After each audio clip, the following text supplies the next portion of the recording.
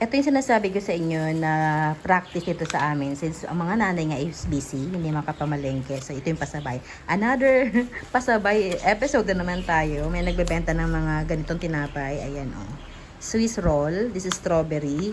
Meron din tayo dito Swiss roll na mango naman. Ayan. And ang ating tipas munggo. Nagawan ko na ito ng video before. So, yan. Para sa feature natin.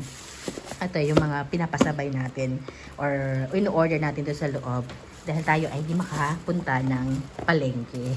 Ang talagang hindi ko lang makapasabay is yung grocery kasi mas gusto ko na ako nag-grocery. Ayoko siyang, though may option naman, pero mas gusto, parang therapy ko kasi yung grocery eh. So, ayun, yun na lang talaga yung hindi ko pinapaano, yung pinapabili sa iba. Ako talaga yun. So, munggo. Yeah, munggo and kopya baboy. Yan. Perfect sa kape.